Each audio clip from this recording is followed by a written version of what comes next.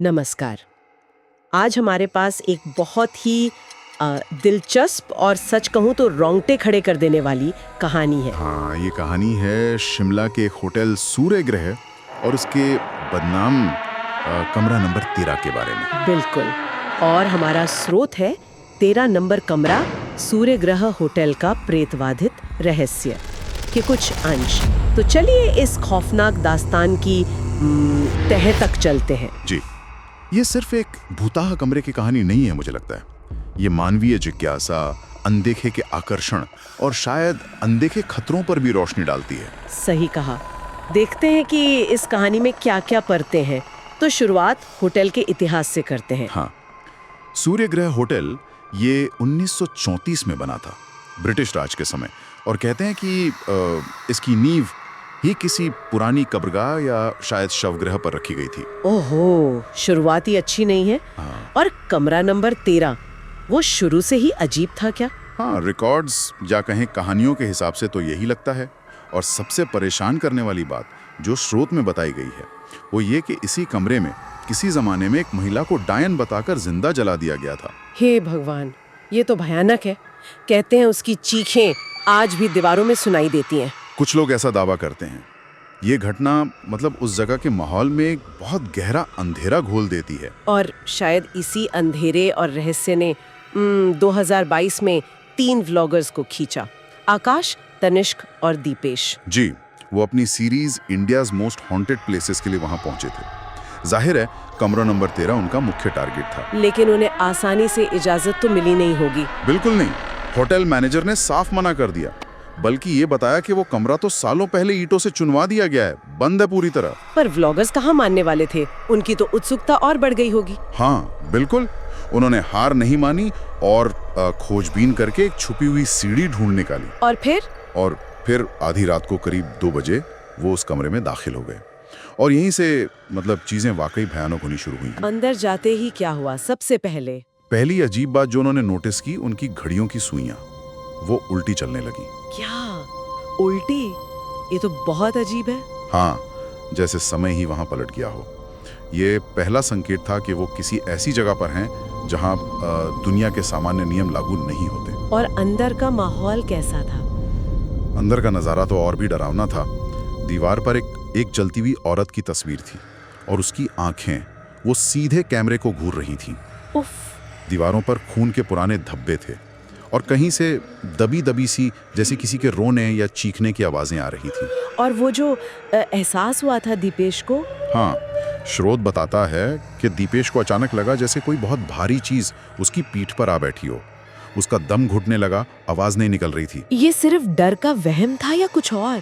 कहना मुश्किल है, लेकिन ये सिर्फ डर से ज्यादा लगता है, जैसे उस जगह की अपनी कोई ऊर्जा हो जो असर कर रही थी। और फिर वो आईने वाली घटना, वो तो और भी ज्यादा अजीब थी। हाँ, वो शायद सबसे ज्यादा परेशान करने वाला हिस्सा था। आईने में उन्हें अपनी शक्लें नहीं दिखी। तो क्या दिखा? आकाश को आईने में दिखा कि कोई इंसान सूली पर लटका हुआ है और तनिष्क ने उसने खुद को और अपने दोनों साथियों को आईने में मरा हुआ देखा। बाप रे, सोचकर ही डर लग रहा है। उनकी क्या हालत हुई होगी उस वक्त? बिल्कुल, ये एक तरह का मनोवैज्ञानिक हमला था, जैसे कमरा उनके सबसे गहरे डरों को बाहर निकाल रहा हो, उन्हें दिखा रहा हो। और बात यही नहीं रुकी है ना, दीपेश के हाथ का क्या हुआ? जब दीपेश ने घबराकर दरवाजा खोलने की कोशिश की तो जैसे ही उसने हैंडल को छुआ, उसका हाथ मानो तेजाब से जल गया हो, फपोले पड़ गए। मतलब वो कमरा सिर्फ डरा नहीं रहा था, वो शारीरिक रूप से चोट भी पहुंचा रहा था। सही कहा, वो सिर्फ दिमागी खेल नहीं था। और फिर आतंक और बढ़ा। दीवारों से कटी हुई उंगलियां और बाल निकलने लगे। क्या कह रहे हैं? ये कैसे मुमकिन है? पता नहीं, पर कहानी यही बताती है। और फिर तनिष्क, उसकी आंखों से खून बहने लगा और उसे मति भ्रम होने लगा। उसे अपने माँ बाप मरते हुए दिखने लगे। ये तो टॉर्चर है, मनोवैज्ञानिक यातना। बिल्कुल, ऐसा लगता है जैसे कमरा उनके डर से ही ताकत हासिल कर रहा था। वो जितना डर रहे थे, कमरा उतना ही शक्तिशाली और भयानक होता जा रहा था। इस सब के बीच वो होटल मैनेजर मिस्टर भानु, उनका क्या रोल था? उन्हें कुछ पता था? हाँ, बाद में पता चला कि मिस्टर भानु को अपने पिता की एक पुरानी डायरी मिली थी और उसमें इस कमरे के बारे में लिखा था। क्या लिखा था? उस डायरी के मुताबिक कमरा नंबर 13 असल में एक आध्यात्मिक प्रवेश द्वार है। मतलब एक पोर्टल पोर्टल? कैसा पोर्टल? एक ऐसा रास्ता जहां दूसरी दुनिया की शक्तियां या आत्माएं आ जा सकती हैं। और सबसे डरावनी बात, डायरी में लिखा था कि जो भी उस कमरे में जाता है वो आखिर में खुद एक सत्ता बन जाता है। सत्ता मतलब? एक स्वतंत्र अलौकिक शक्ति।